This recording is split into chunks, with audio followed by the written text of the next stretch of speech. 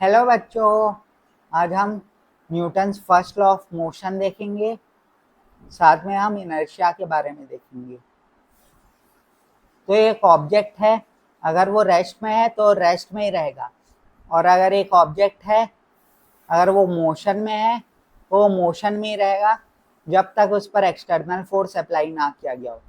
अगर ये mass same है और ये रेस्ट में, तो ये रेस्ट में ही रहेगा जब तक उस पर फोर्स अप्लाई ना किया जाए। एक्सटर्नल फोर्स उस पर अप्लाई होगा तभी ये मूव करना शुरू करेगा, वरना ये रेस्ट में है तो रेस्ट में ही रहेगा। फोर्स अप्लाई करे तो ये मूव करना शुरू करेगा। अगर एक ऑब्जेक्ट है एम मास से, वो वी वेलोसिटी से मूव कर रही है तो मूव ही करते रहेगी जब तक उस पर एक्सटर्नल फोर्स अप्लाई करके इसका स्पीड को बढ़ाया जाए या कम ना किया जाए, वो मूव ही करते रहेगी। ये न्यूटन का फर्स्ट लॉ है। एक बस है, मान लो वो रुकी हुई है, उसके अंदर एक पर्सन है, तो उस पर्सन का बॉडी रुके ही रहेगा। लेकिन ये बस अचानक से चलने लगी तो ये पीछे जर खा जाएगा, पीछे धक्का खा जाएगा। क्यों? क्योंकि इसकी बॉडी तो रुकी रहना चाहती थी, लेकिन बस मूव आगे हो गया तो पीछे धक्का खा जाएगा ये।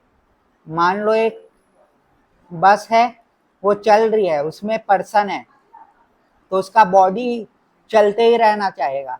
लेकिन बस अचानक से रुक गई तो वो आगे धक्का खा जाएगा, क्योंकि क्योंकि उसकी बॉडी आगे मूव करते रहना चाहेगी। और न्यूटन के फर्स्ट लॉ को लॉ ऑफ इनर्शिया भी बोलते हैं। लॉ ऑफ इनर्शिया क्यों बोलते हैं, इसको मैं इनर्शिया के साथ समझाता हूँ। इनर्शिया इनर्शिया मतलब किसी ऑब्जेक्ट की टेंडेंसी कि वो रुकी हुई है तो रुकी हुई ही रहना चाहेगी, और अगर वो मोशन में है तो उसी मोशन में रहना चाहेगी जब तक उस पर एक्सटर्नल फोर्स अप्लाई ना किया जाए। मतलब एक ऑब्जेक्ट रुकी हुई है तो रुकी हुई ही रहना चाहेगी, और अगर एक ऑब्जेक्ट वी वेलोसिटी से मूव कर रही है तो चलते ही रहना चाहेगी। और एक टेंडेंसी को हम इनर्शिया कहते हैं। इसी कारण न्यूटन के फर्स्ट लॉ को न्यूटन फर्स्ट लॉ को हम लॉ ऑफ इनर्शिया भी बोलते हैं, क्योंकि वो हमको समझाती है कि अगर एक ऑब्जेक्ट मूव कर रही है तो वो मूव करते ही रहना चाहेगी, और रुकी हुई है तो रुकी हुई रहना चाहेगी जब तक उस पर एक्सटर्नल फोर्स ना लगाया जाए। इसी कारण उसको लॉ ऑफ इनर्शिया भी कहते हैं। Types of inertia. Inertia of rest. अगर एक ऑब्जेक्ट रुका हुआ है, रेस्ट में है, तो रेस्ट में ही रहना चाहेगा।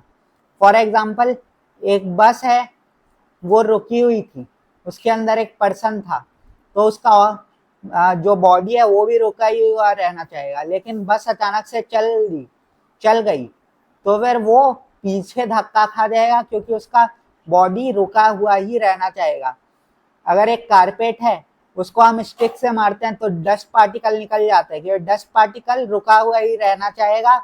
लेकिन डस्ट पार्टिकल रुका हुआ ही रहना चाहेगा, लेकिन कारपेट को हम मारे तो मूव हो गया, और जो डस्ट पार्टिकल है वो नीचे गिर जाएंगे, क्योंकि वो रुके हुए रहना चाहेंगे। एक tree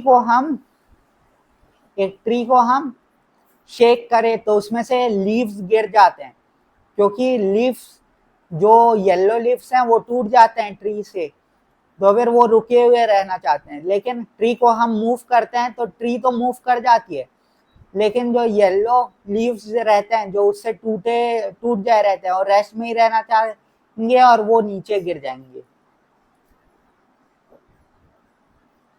inertia of motion. Inertia of motion क्या है? अगर एक ऑब्जेक्ट है वो मोशन में है तो वो मोशन में ही रहना चाहेगा। जैसे कि एक मूविंग बस है या ट्रेन है, उसमें एक ऑब्जेक्ट है, एक पर्सन है, तो उसका बॉडी भी आगे ही चलता रहना चाहेगा ट्रेन के मोशन में। लेकिन अचानक से ट्रेन या बस रुक गई तो उसका बॉडी तो आगे ही मूव करना चाहेगा, लेकिन ट्रेन तो रुक गई है तो आगे धक्का खा जाएगा। लगेज को हम बस से ऊपर टाई कर देते हैं, ऐसा क्यों? क्योंकि अगर चलती हुई बस अचानक से रुक गई, चलती हुई बस अगर अचानक से रुक गई तो जो लगेज है वो तो आगे ही मूव करना चाहेंगे, लेकिन बस रुक गई तो ये आगे धक्का खा जाएगा और नीचे गिर जाएगा लगेज। इसी कारण इसको रोप से टाई कर देते हैं।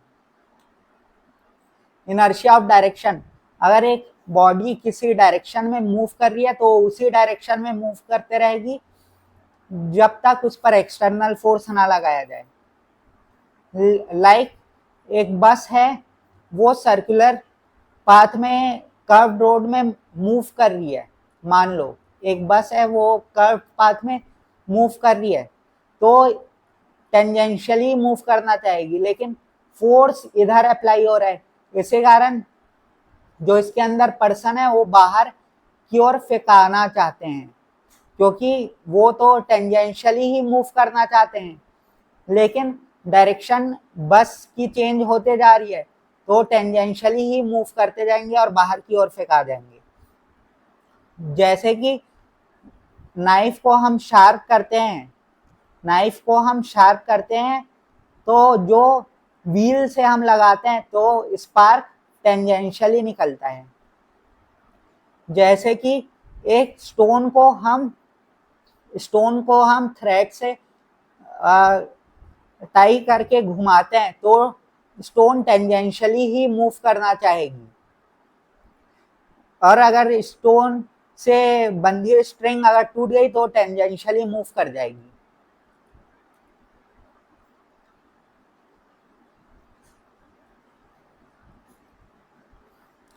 A ball is rolling on smooth floor.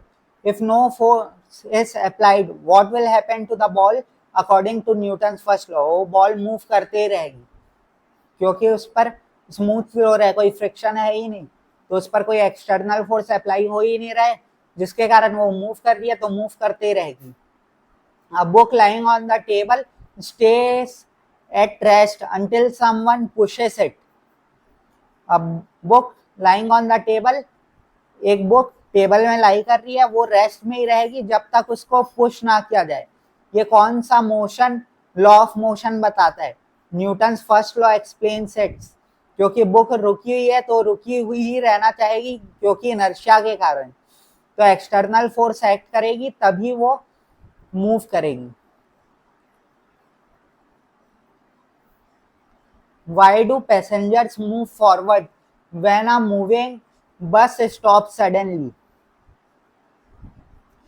ऐसा इस कारण होता है क्योंकि मान लो एक पर्सन है, वो बस में है, बस मूव कर रही है तो उसका बॉडी मूव करते रहेगा, लेकिन वो बस अचानक से रुक गई तो क्या होगा? इसका बॉडी तो आगे ही मूव करते रहना चाहेगा, जिसके कारण वो आगे धक्का खा जाएगा। Thank you.